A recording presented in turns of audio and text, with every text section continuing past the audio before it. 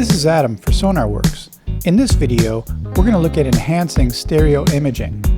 We can widen mono tracks or take stereo tracks and make them even wider. We'll also create unique panning and imaging effects in our mixes. We're going to look at a few simple plugins that allow you to enhance any individual track or your whole stereo mix.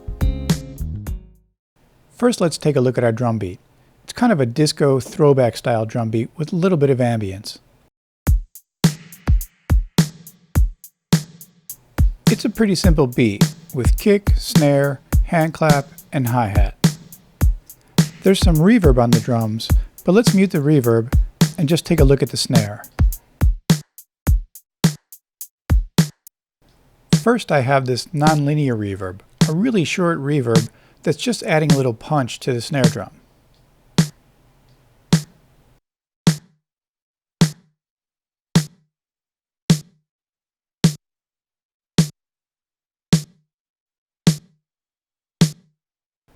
Then I have this long, classic drum reverb adding some sustain, coming from this Lexicon 224.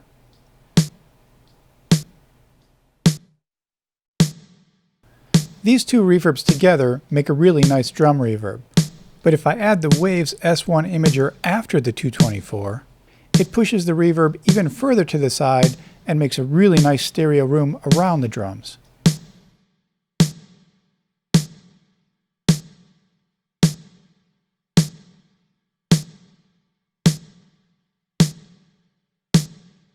Now take a listen to the whole drum track, and I'll turn on and off the stereo imager. See if you hear a difference in the way the reverb sounds.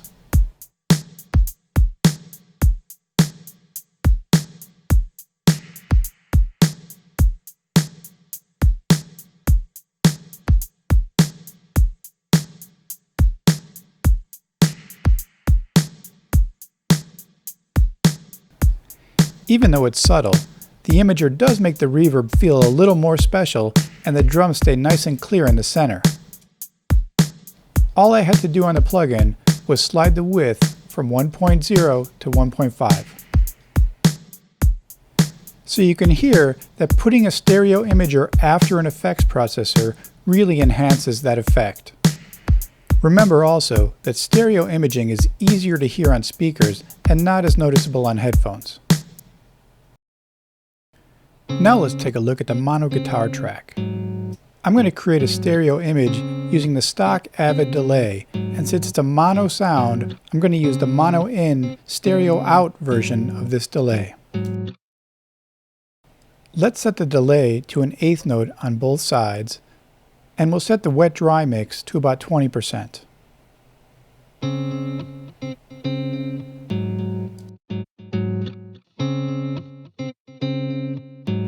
Now we've got a slap delay on our guitar, but since the delay time is the same in the left and right channels, it sounds mono. The trick to making this mono delay sound stereo is to offset the left and right delay by just a few milliseconds. In this plugin, there's a parameter called groove, and if I take the left channel and I set the groove to -1% and the right channel to +1%, it'll offset the two channels and we'll hear a stereo delay.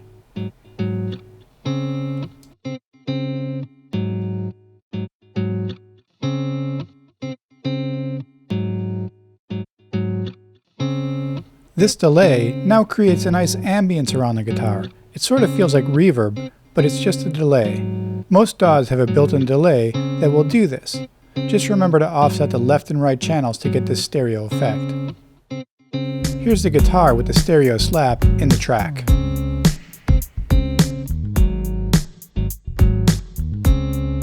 And if I bypass the delay, the guitar will feel really dry.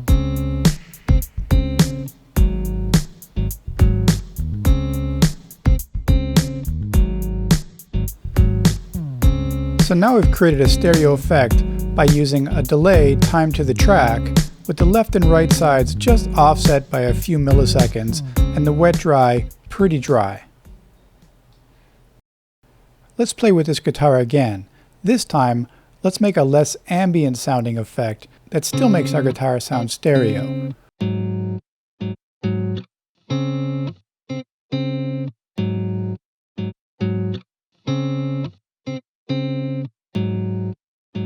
going to use the same delay, which was our mono in, stereo out, stock Avid delay. This time, I'm going to make the left channel 100% dry and the right channel 100% wet. So if I leave the right channel on an eighth note, we'll get a kind of ping-pong effect. Instead of this long delay, I'm going to use a really short delay. I want to use a delay that's short enough that it doesn't sound like an echo, but sounds like part of the original sound with some stereo imaging. This is called the Haas, or precedence effect. I'm going to use a delay time of 10 milliseconds, but anything under about 30 milliseconds will work. Now you hear a really wide stereo effect that doesn't have the sense of ambience or wetness to it. Any delay time from about 8 milliseconds up to about 30 milliseconds will create a variation of this effect. Here's the guitar with the rest of the track. That's a nice wide stereo feel. Here's without the delay on it. That's panned right up the middle. Now we have a fat and wide guitar sound. So by using a Haas type delay, we were able to create a nice sense of stereo space without adding additional wetness or any new ambience. So far, we've looked at ways to make mono instruments stereo and stereo instruments a little bit wider. Now let's take a look at some ways to process your mix bus to make your whole mix feel wider. One of my favorite mix bus processors is from Brainworks. It's the BX Digital V3. The BX Digital is an EQ that can be used as a stereo or mid-side equalizer along with a stereo widener and also a bass mono maker. Here I've got the BX Digital set up as a mid-side EQ. The left side affects the mono or mid information and the right side affects the stereo or side information. You can see on the mono section, or the left side EQ, I've done just a tiny bit of EQ, 1 dB at around 25K and less than half a dB at 125 Hz. On the side, you can see I've scooped out a little bit of the low mids around 125 Hz to clear out some of the muddiness.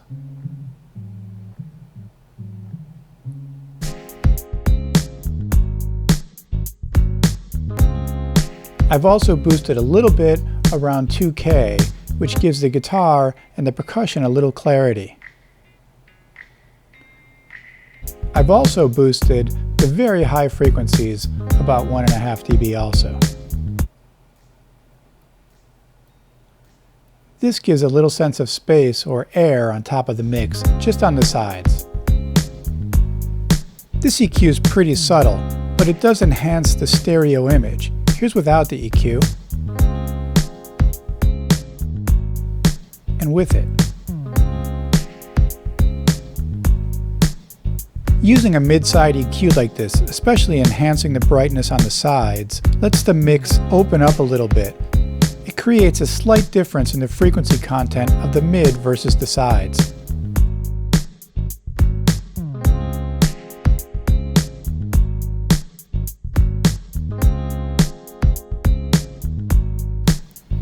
This is a subtle effect, but it does add a nice stereo width to the mix.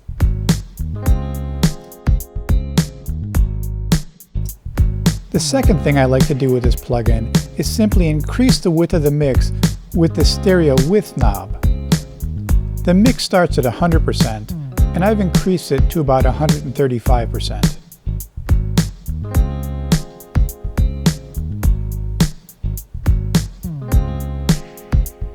The Brainworks width knob is really effective, and I find it doesn't create any weirdness if the mix is collapsed to mono. Here's without it.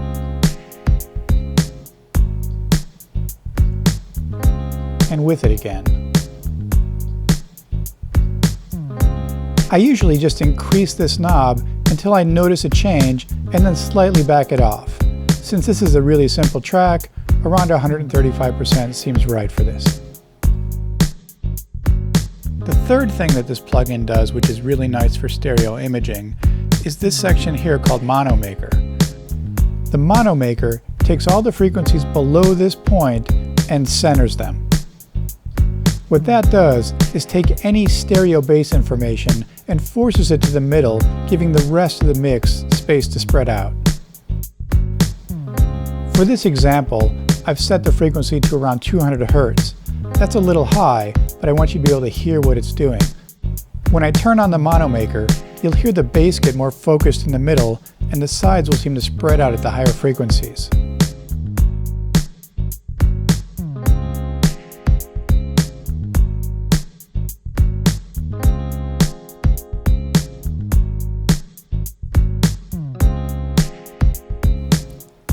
I don't think this particular song needs the use of the mono maker.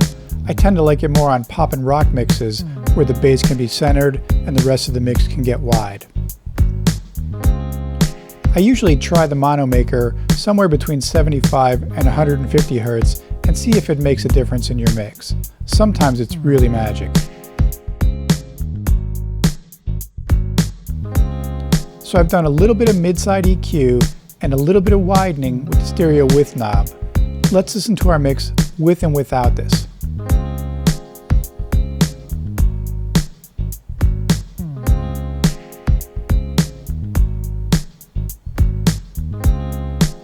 You can hear just a little bit more excitement when the plugin is on.